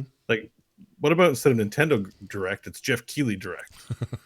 Yeah. I mean, mean, just every couple of weeks, he talks to Bethesda, comes down, we're doing a direct, and it's this crazy produced, nice little thing, and they show off the new stuff, and it's made in the studio. And well, you could argue his Game Award show thing now is his direct. Like, Yeah, pretty much. Just get rid of the awards and celebrate the games. And the people hype. tune in for exactly that. They just tune in and they're like, "What are you announcing? I really don't care about the awards. So what are you announcing?" Yeah. And Even it's the turned into unannounced, a lot of that. I still like them going back and celebrating games of the year. So it's like we're talking to Bethesda. What games did you release this? You know what I mean? Like just do a showcase of stuff we have, as well as new stuff. Yeah. Yeah, and have Green Day play. But that's a good point because I mean we definitely had some contacts with Blizzard from doing the Heroes of the Storm version of Core and all of that. We know people who are in the industry, and we do see those people sometimes get very excited and impassioned about the video game awards, especially when they're up there. I mean, game developer is definitely falls under the like extremely thankless job when you consider what they have to go through for what they ultimately get from it. Like the job in and of itself is rough, and then you've got extremely high expectations from people. You've got the extremists that go to death threat levels and all of that. And I agree with you, Bo. I think it's really neat to have something that acknowledges those people in a positive way and says, hey, we appreciate you. We think you're doing good work. And here's a formal recognition amongst your peers to do that. I think that should exist, but I don't necessarily think it should be like, here's your best shooter. By the way, I'm sending you guys a quick message in Slack. He looks like a guy from one of those Netflix documentaries where somebody's been horribly murdered. Do you know what I'm saying? In this picture, yes. I mean, like what, he's a social worker for the somebody? Chat, I'll show the chat. This is something about this photo. It's just like, I don't know why. Right, you wouldn't think he's an icon in the gaming industry, recognized the world over. Whoops. No, I mean, I would see this photo and go, How to Make a Murderer Season 3 trailer. I like that you're just like, well, I found the worst possible picture of him. Check it out, everybody. Keeley murders people. Can't be the worst one, right? He's got to have a worse one. I met him once at a BlizzCon. He was very nice guy. He was very kind. And he seems nice and genuine and great. Yeah, he's not a murderer. He really likes video games a lot, and except it shows. For this picture. Yeah, except for this photo of him. Where but I mean, if any of us made that face, you'd say that about us. Oh, totally, dude. Picture it's your face going. This is the face I give every time Bo's like, well, I'm thinking about doing a next Jeopardy. Yeah. You want to murder me? I don't know if it's murder, but it's definitely that face. It's murder face. I mean, it's clearly murder face. Sure, murder face. Nothing wrong with a good murder face. I should make that a Twitch emote. Please do. I'd take Jeff Keighley's picture and make it one of your emotes on Twitch. Call it murder face. Murder face. This is a terrible idea. All right, now this. The games we've been playing. I talked about GeForce Now. I'm just all good. World of Tanks, by the way, just want to put a thought out there that I don't think we give that enough attention or love. I think World of Tanks is kind of rad. And I always kind of have because I never played it. Because driving tanks around and shooting everybody with them is fun. And is it? Yeah, it is. I want them to make. I know they've made like World of Warships. They've done other versions of this where it's just like, giant aircraft carriers and stuff out there shooting each other or whatever. World of Tanks is literally it's a bunch of play modes or it's a bunch of modes, but it's basically deathmatch with tanks. And it's like the old Atari games where it'd be top down and you'd have your tank and you just shoot the other tanks. Kind of, except nothing's bouncing off walls and you have to reload and there you have armor types that are hard to hit from certain angles and there's lots of like little strategy things in there. But it's a cool game and what I want from those people is World of Mechs. That's what I want. I want to just go mech crazy. And not have it be Hawken tried to do. Remember Hawken? Hawken was awesome. Hawken was so cool. It was awesome, but something was missing, obviously, from it, right? Yeah, I don't know what it was. It wasn't mechy enough. It felt just like you were just you know what I mean? You was just a shooter, right? And yeah, they could have done a little bit. I mean, I know that Mech Warrior Online exists, so maybe they've done cool things with that. I don't want the other extreme, which is, oh no, my left arm's overheating. Shit, where's the water? That stuff's cool in a single player sort of strategy thing. But if you're talking about an action game, I think there's a happy medium somewhere. Something more than Hawken tried to do. Something less than, going too crazy on all those parts and pieces. And something right there in the middle. Call it World of Mechs. These Warhammer, or what are they called? The people that make World of Tanks, they're called something. Warhammer. Wargaming.net. Wargaming.net. Those are the guys to do it, because that game's got meat. Like, you're playing those tanks, and it's like, and you just feel it, and your tank jerks back, and here's the problem I have with World of Tanks. Yeah, I don't know. I've never played it. Okay. So by all means, clarify my ignorance. Yeah, let's hear it. I think it's porn adjacent. All right, wait, go ahead. I want to give me more on this. Why? In what way is it porn adjacent? Okay, so I have. Hang on 1 second. You got John start, but cue up some X-Files sounds. Okay. Oh, sweet! I finally got a tip. All right, give it to me. All right, porn. So here's the thing: like, every now and then, you stumble around the wrong road on the internet, and you learn that there's a whole culture that you didn't realize was there. Okay. And I feel like there are people out there. I don't know 100% because I didn't dive deep enough. I wasn't interested enough. But I feel like there's a weird tank fetish out there of people that are really into tanks. And I know for a fact that at some point I saw a thing where they were naming anime girls after tanks. Oh. I think it might be an anime show where there's anime girls that are represented by tanks. I think that's a thing. And wait, is World of Tanks tied to that somehow? Well, it's about tanks. Okay. World of Tanks. I think there are people that are just really excited about tanks. I think you found World of Tank Tops. Maybe. But I think there are people who get extremely excited about tanks in kind of not a like. You mean in a fetishy kind of way? I need help with this. This connection I need a tube sock kind of way, but in like they're way too into it sort of way. Okay, so you don't think someone's at home rubbing it vigorously because they're looking at their tank on screen. You don't think Are you that? still a furry if you like metal tanks instead of like what is this? It's. I think if you typed tank fetish, there would be a lot of hits. It's happening. I see. I see a lot of men in tank tops. Yeah, hold on, fetish. Like, I'm not seeing anything pornographic, although it's a lot of muscly. It's a lot of muscly men in tank tops. There's one picture of an old vintage tank that says eBay in the middle for some reason. Okay, Crimson Neon in the chat has linked. There is a show. It's called Girls und Panzer. Okay, clicking. Wikipedia. This is going to be safe. Girls und Panzer. So it's girls on tanks, basically, right? Yeah, this is kind of what I mean. This is manga. You could take anything, and there's probably a manga of it with. Sure. Let me look at it here. Wait a minute. Who just posted the weird tank? That was me. That's what came up when I did tank fetish. That's the one I got, and that's probably more along the lines of what you're saying. I don't disagree. There probably is like cars or like you could say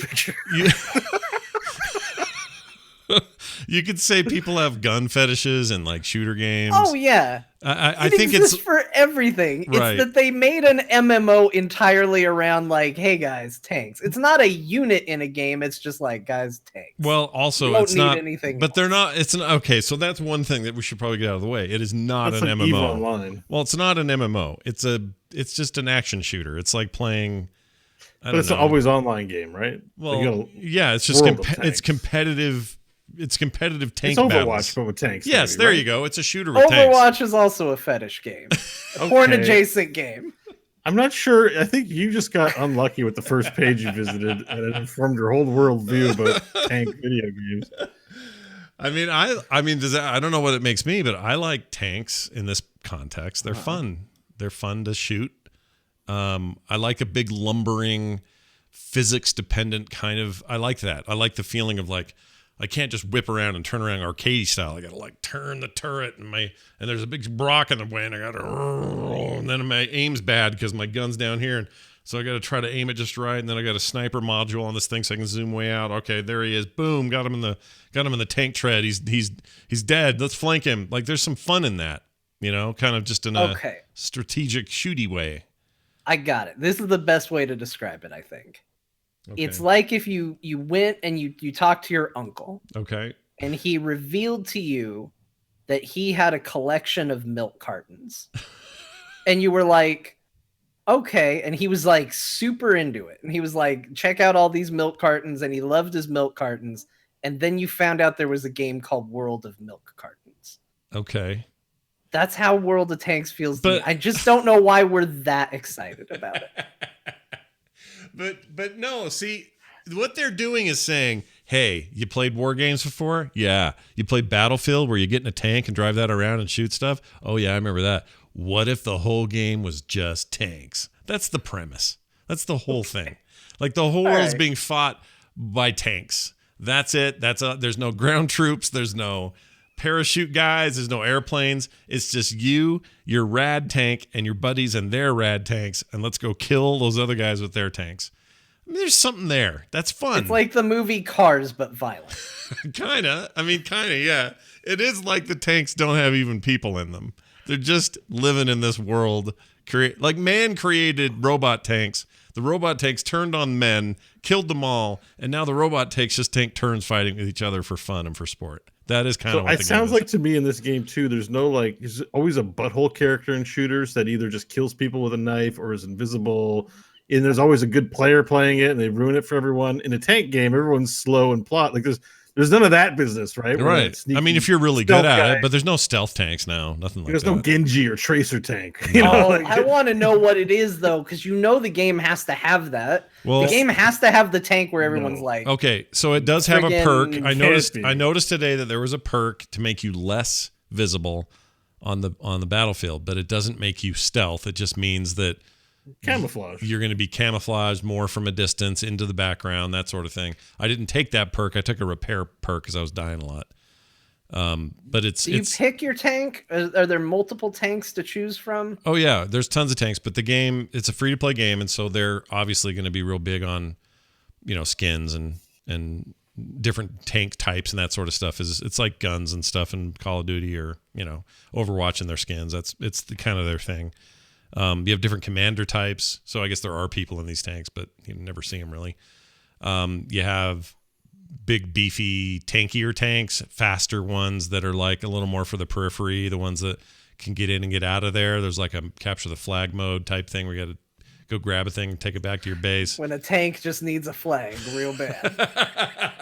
I mean, that's what I want to know, though. I want to know what is the weird periphery tank that everyone just hates when it shows up. Like, I have it. I've been playing a lot of Battlefront 2, and friggin' aerial rocket super battle droids suck. I hate them so much. Every time I turn around, I'm getting shot by a super battle droid. There it is. I hate it. I want to know what the tank equivalent of a super battle droid is. I don't actually know, but now I'm convinced that we need to try this together sometime and play World of Tanks. It's free. There's no reason not to. We should play. Isn't there one like a Panzer tank? Everyone's like, Panzer noob. You playing Panzer tank? Oh, we got a Panzer noob on our team. I mean, there are Panzer tanks. GG. There's era-specific tanks. There are modern tanks. They don't get really into like the names because they have names. They have names and stuff, but they don't get into the idea that your World War II tank cannot handle my modern tank, even though in real life that would be true. But in the game, everyone's competitive. You can all do whatever you got to do in your tank. I just want to know what the names are. Are there any funny names? Like probably. Stabin' Mushin. I haven't played. Stabin' Mushin. It's a great Russian Stabin' Mushin. What does this tank do? They always have names. This is the Stubster. Yeah, it stabs you and mushes you. Look out. Stabbing mushing coming through. But it's fun, and I don't know. I liked it when I first played it, and then I just got off of it. And now it was just good to poke my head in there again. But then kind of made me interested. Maybe we should all play that. We should totally play it. It's free. It's no big deal. It's just like a thing you download and play. And if you have GeForce Now, you just play it. All right. The other thing I was going to say about that is, the point of that was that's a very fast-paced, even though it's tanks, but it's big world, lots of stuff going on. That ran 60 frames per second, full screen, no problems. It looked really good. My only bummer with that service is that there's no windowed mode, and I would love to have just like a little 1080p window over here playing a game that I don't have to pay attention to as much like I do with a lot of games while I have something else going on. That's not an option right now. They force you into full screen no matter what device you're running on. So that's kind of weird, but I guess they're working on that, so we'll see how that goes.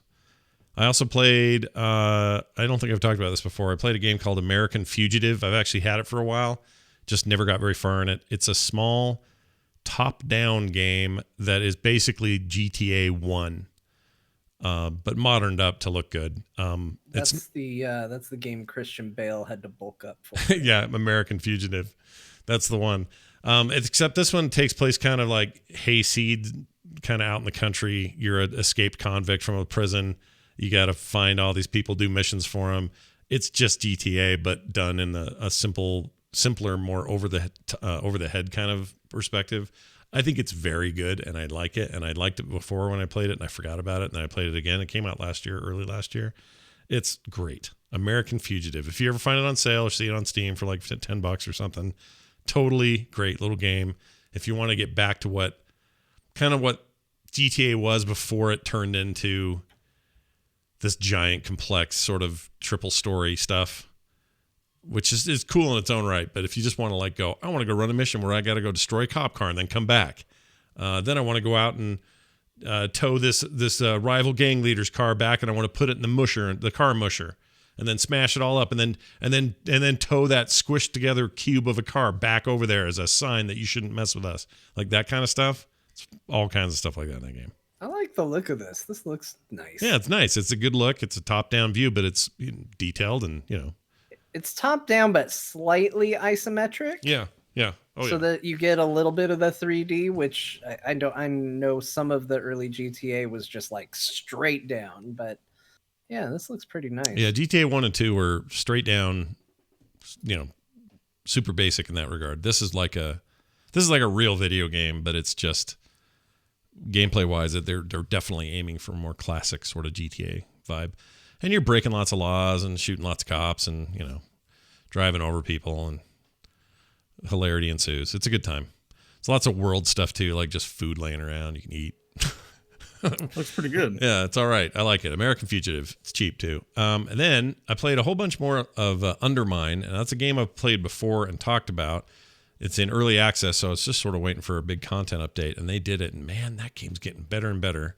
I played it on my PC, my Mac, and I tried it on GeForce Now, and it worked there as well. Anyway, it's great. It's definitely one of those. You go down a pit, you got your mining axe, you get gold while you're there and kill a bunch of stuff and try not to die, and when you do, you lose some of your gold, but some of it gets taken back.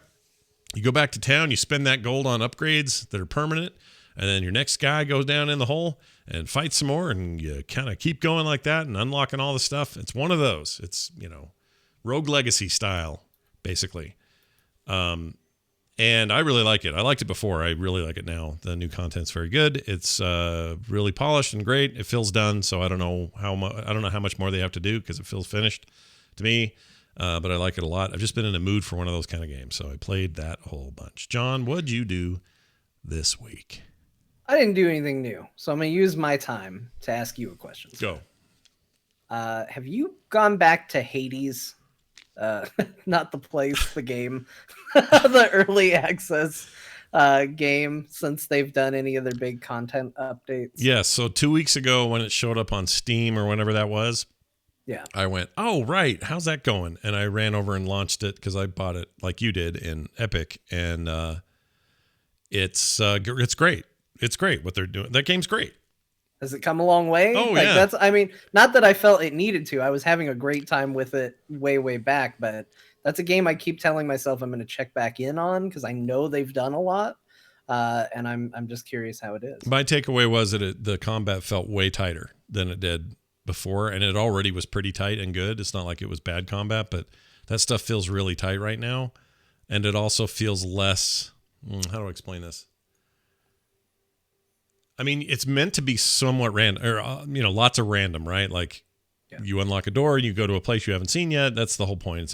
It's another one of those kind of games, and And it still has that, but for some reason, it just feels like that stuff flows better. I can't really put my finger on why. It just feels like they're tightening it up, and it feels really good. That game's great. Deserves more playtime. Yeah, I'm gonna try and get into it because that game was super fun, and I think I said, all right, well, it's early access. I'll check out and check back in later, and I have yet to go back to it. But I love all of their games, and I'm really looking forward to it. Yeah, it looks good. It was already pretty polished, and even in the state we got it, so I think that thing's probably close to being done. That reminds me of one other one that was in, what was it that I was playing? Oh, there's new DLC out for Dead Cells. It's only $5. Yeah, Ooh, I that's saw right. that. Yeah, $5. It's a lot of new areas and items and monsters and bosses and stuff. It's the kind of thing you'd expect to put in that game, but it just felt good to support them again because that game's so good. It's just $5. Just do it. It's worth it. Should reinstall it. Or I've now installed GeForce Now. Yeah. Oh, and that's on there too, just natively. You can just run it. It's pretty good. Just run Dead Cells. But I'm putting this in because we should try it out because we should play World of Tanks. Yeah, World of Tanks, dude. I don't know if we have time tonight, but like, since I don't have to install anything, I can just play it, right? I think so. Yeah, you gotta have to have an account because it's a free to play game. That's just like okay. It's So like, I have to set that up. But yeah, that's not hard. That's what I did, and it was like super fun. The tough thing, because with Battlefront 2 Star Wars, I enjoyed playing it with you guys, but it was like a hog on my SSD, so I had to get rid of it. If I could stream it, that would be super convenient. Yeah. You want to play this multiplayer game that I don't have to install or do anything with? Yeah, Sure, fire it up. Boom. that's what I hope. Like, All of these storefronts, like Origin, BattleNet, all of them should white label the Stadia tech and make their clients streamable clients. It'd be amazing. Because even Vermintide's like an 80 gig install. I love playing it with you guys. We don't play that often. Right. If we ever, it's one of those, I'm not going to play it solo. Right. So if you're just like, let's play Vermintide too. And there and it then is. Boom, Rat Game. And there it is. Right. You know, like it's not a game I'm going to keep installed for months on end, hoping to get people to play it with me when everyone's got busy lives and the opportunity just doesn't come up. But when the opportunity does present itself and everyone's like, well, I got to install it. You know what I mean? Yeah, it's just there. Yeah. See, there's Okay. something to this. There's something to this. I'm all in. I'm now a member of the Church of Streaming video games. What should we call that church? Let's see. We call it the Frog Pants, the Church of Frog Pants. Oh, I don't want that I don't know. responsibility. That's a lot of pressure you've Yeah. just thrown at Scott. In case it that. goes Now bad, responsible for you don't wanna- something he has no control over. Wait, does that mean I can be tax exempt all of a sudden? Oh, now we're talking. I'm doing my taxes right now, and I don't want to do it. I hate it. It's a pain in my butt. Bo, you've been playing a lot of Heroes of the Storm, it seems. 50 plus games in the last few days. What happened there? How's that going? I've just been playing since like Saturday. I just can't stop playing. I keep playing. That's great. I play Hanzo. I play Sonya. Sonya is amazing. She's had a rework and I didn't get back to her. So I've been playing her and she's just an absolute monster. I don't know. We've talked a lot about Heroes. There isn't anything new to say about it. It's Other than true. I have been playing We've literally been a hero show. like there's nothing new to talk about or really of interest conversationally, just that I've been playing a massive amount and having a great time. And it kind of feels good. Oh, I booted it up to try Deathwing because I hadn't played him. I did the same. Yeah, I don't play Right. any of the new heroes, but that's fine. You don't There's like so many that. heroes. Yeah. Sorry, I don't. I hope. I'm glad you enjoyed Deathwing and played it. Sorry. I'm a little bummed that I'm bummed that Jaina, nobody likes Jaina now. I guess she's poopy.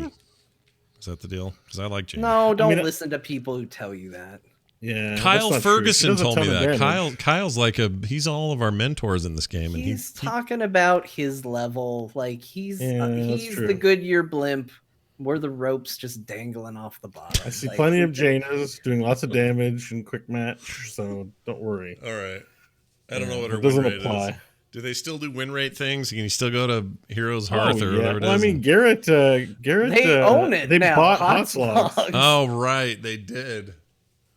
He's the Hot Slogs guy now. Because wasn't it super cheap? and Hot Kyle. Slogs was like $5 or something, and they just bought it. There was some. Well, it wasn't $5. I don't know how. I don't know if they said how much it was. I'm sure it wasn't $5. Yeah, they but, cut the whole site. but yeah, it probably was $5. It probably wasn't.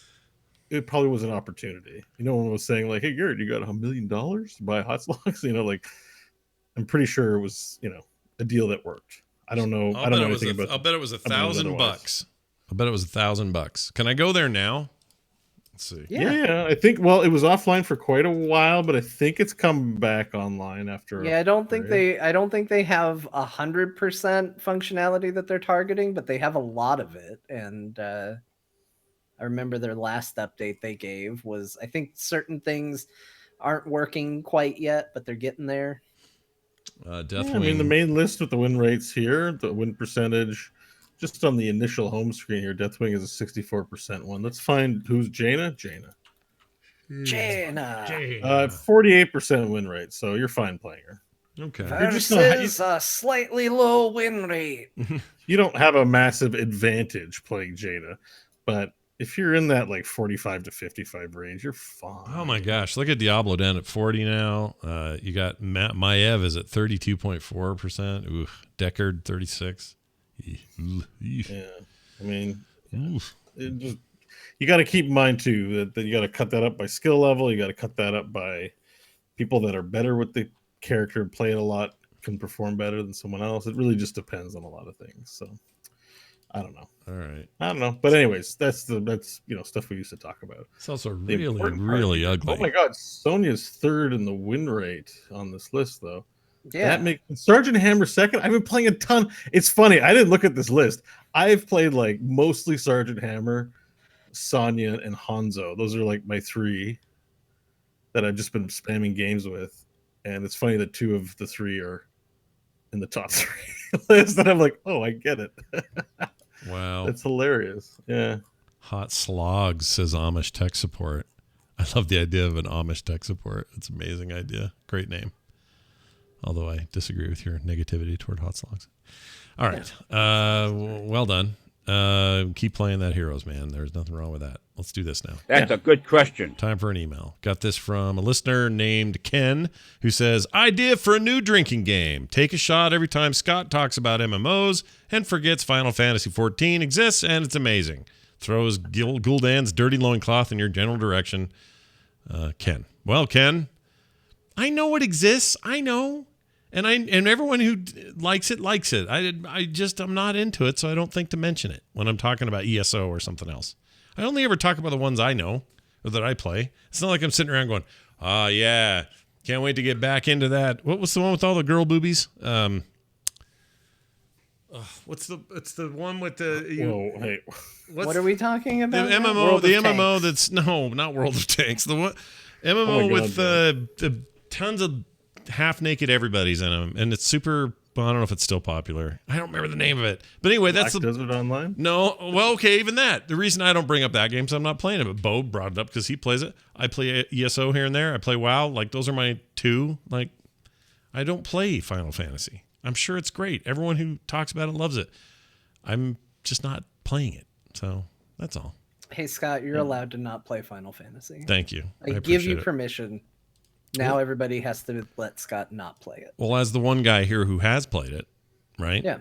You can make that proclamation. Yeah, John spoke a lot about the game. Yeah, I played it for a good long while. I'm not playing it now. I hope to go back to it one day and get through the thing that even Final Fantasy fans say is a slog, which is where I am. That's where I fell off the game. Can't you boost or something? Boost into a... You can boost. Yeah. I don't know.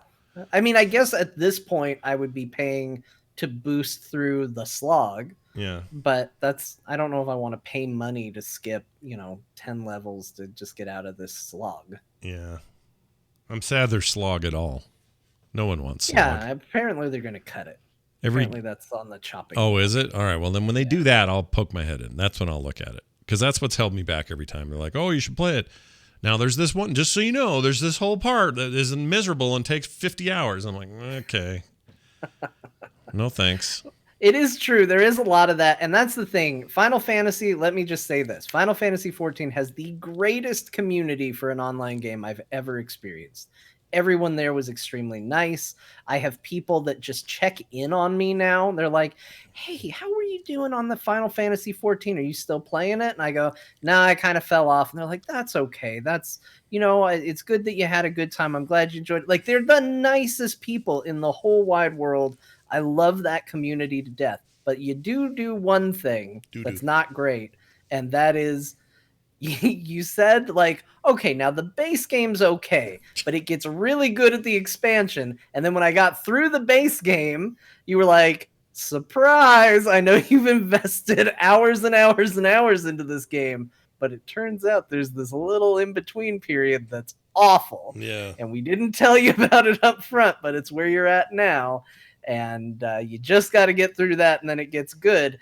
And I wanted to believe you, but you deceived me a little at the beginning, and now it turns out it was tough to get through. Yeah. I don't know. It's weird. That's a weird, uneven thing I keep hearing about that game, but I'm happy for those who love it, okay? I really am. I think that's great. A little side note and all that. Yeah. What John said gave me an idea for an NPC name. What do you got? Doo-doo? No.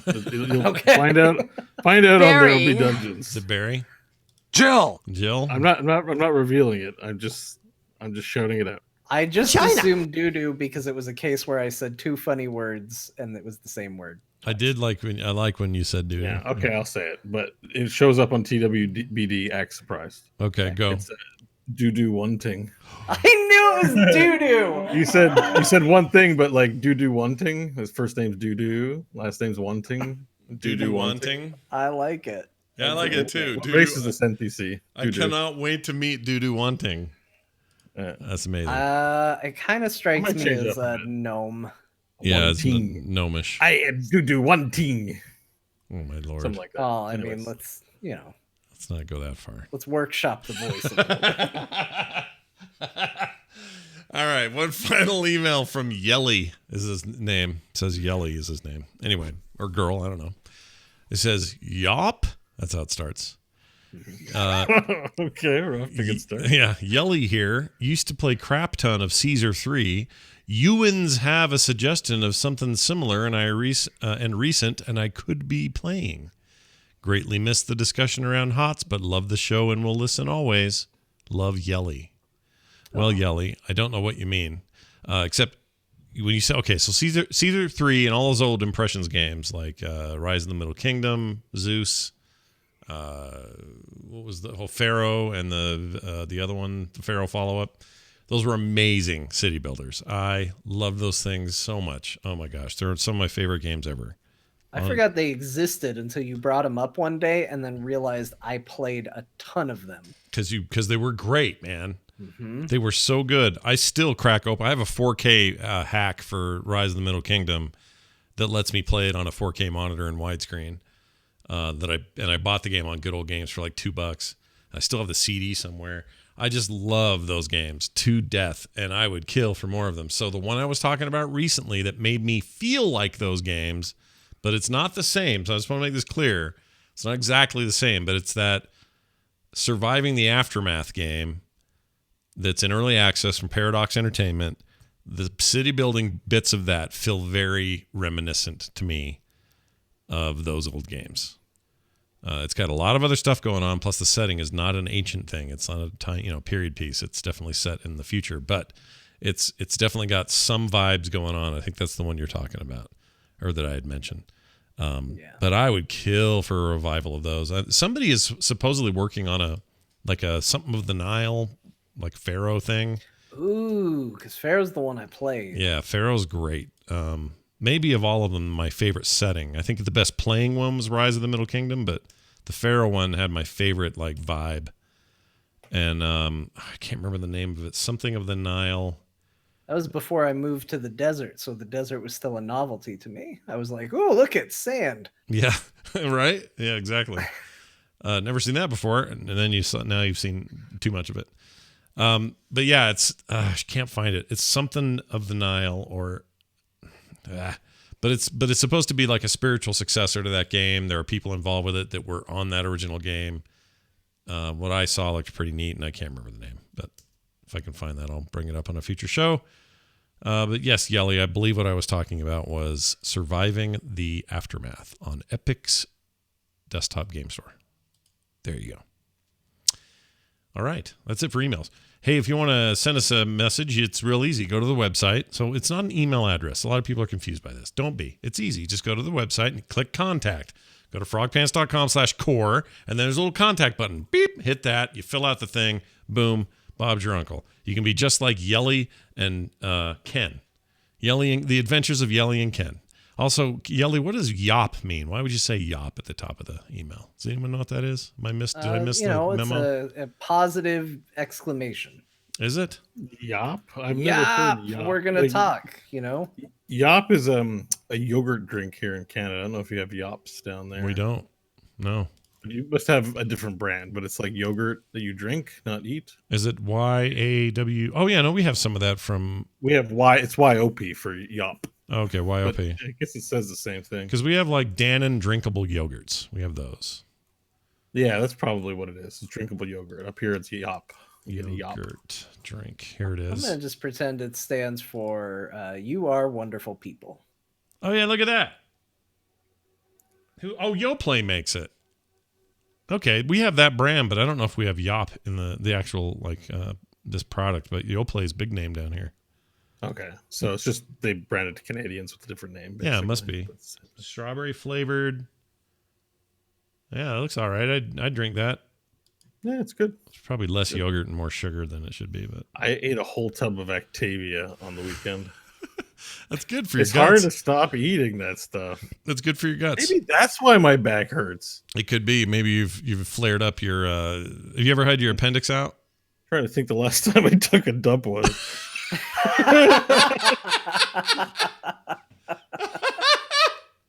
I can't remember right now. It's concerning me. Well, this is perfect a time to end the show as I definitely can think not of. Today. All right, sorry. Bo, you are really good at ending the show. Not kidding. Like the last couple of shows, the funniest things have happened right as we're about to hang this thing up, and Bo says something like, "Let me try to remember the last time I took a dump." Yeah, it's not intentional. That's very good. I hope the dump is. I hope you find. We don't want you with an impacted fecal train or whatever. Yeah, I do too. That's not good. You want to poop. Everybody poops. You need to poop a lot. Poop's good. Poop every day, 3 times a day if you can. Whatever you can do. Actually, when's the last time I did? I don't know. Right? Either. Did you eat TV this weekend? I forgot. That stuff's murder on. Yeah, it'll kill you. It'll kill you. Yeah. You got to be careful. All right, that's going to do it for today's show. Thank you all for watching. Thank you all for being here. Core is easy to find on the web. You go to frogpants.com/core. And if you want to support our show and you like what we do here, head on over to patreon.com/core show. We'd appreciate that. You can leave us voicemails at 801-471-0462. And on Twitter, you can find Bo at Bo Schwartz. Check in on him. See how his fecal problem is going. Just, say hi and that sort of thing. I'm at Scott Johnson. John's at John_Jagger. And you can find the show at CorePod. That's going to do it for this show. If you want to be here live, you're listening to this at home and you're like, I want to come live. Be here on Wednesdays. We start at 7 p.m. Mountain Time. And we'd love to have you here at twitch.tv/frogpants. That's going to do it for us. For me, for John, for Bo. We'll see you next time.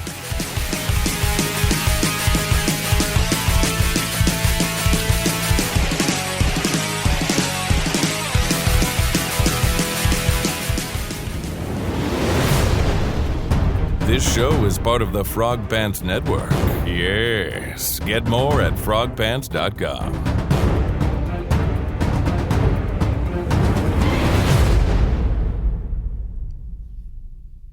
We've done it. We've done it. We've done it. We've done a show. I'm still super worried. Don't worry, you're Oh, good. I'm going through my whole day yesterday, and I'm like, did I? I might not have actually. You're just like